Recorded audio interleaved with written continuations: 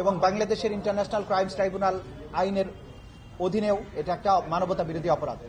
সেই অপরাধটা সংগঠিত হয়েছিল তদানীন্তন প্রধানমন্ত্রী শেখ হাসিনার প্রত্যক্ষ নির্দেশে, পরিকল্পনায়, এবং সেই সময়ে সরকারের যে সমস্ত বাহিনীগুলো ছিল, পুলিশ থেকে শুরু করে বিভিন্ন গোয়েন্দা বাহিনী, তারা সবাই এগুলোর সাথে বিভিন্ন এই বাহিনীর কিছু কিছু সদস্য যাদেরকে প্রলোভন দেখিয়ে, প্রমোশনের লোভ দেখিয়ে, বিদেশে পাঠানোর লোভ দেখিয়ে, নানানভাবে পুরস্কৃত করে পদক দিয়ে তাদেরকে দিয়ে এই সংঘবদ্ধ সিস্টেম্যাটিক ওয়াইড স্প্রেড এই অপরাধগুলো করা হয়েছিল।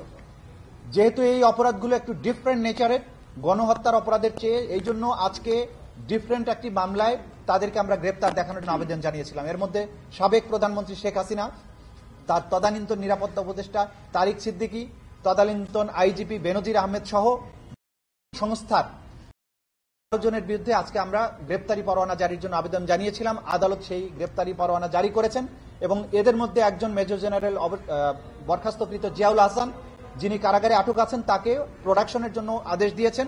আগামী 12 ফেব্রুয়ারি তাদেরকে এই আদালতে গ্রেপ্তার হওয়া মাত্র তাদেরকে প্রডিউস করতে হবে। আগামী 12 ফেব্রুয়ারি এই মামলার পরবর্তী দিন ধার্য করা হয়েছে, যেদিন যদি তদন্ত রিপোর্ট আসে, তদন্ত রিপোর্ট দাখিল হবে, অথবা এই গ্রেপ্তার সংক্রান্ত রিপোর্ট দেওয়ার জন্য আইন শৃঙ্খলা রক্ষাকারী বাহিনীর প্রতি নির্দেশ দিয়েছেন।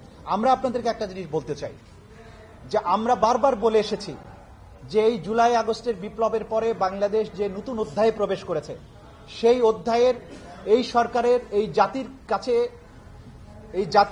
এই সরকারের কাছে যে সবচেয়ে বড় প্রত্যাশা, সেটা হচ্ছে এই সমস্ত ঘৃণ্য মানবতা বিরোধী অপরাধের বিচার করা। এবং আমরা বলেছি 2025 সালটাই হবে বিচারের বছর। এই অপরাধের সাথে যারাই জড়িত থাকুক, তারা কেউ রাষ্ট্রের চেয়ে বড় না, কেউই আইনের ঊর্ধ্বে নয়। সুতরাং আমরা বলেছি, আমরা খুঁজছি অপরাধ, আমরা খুঁজছি অপরাধী। আমরা দেখব না কে কত বড়, কে কোথায় চাকরি করেন, কার কি পজিশন।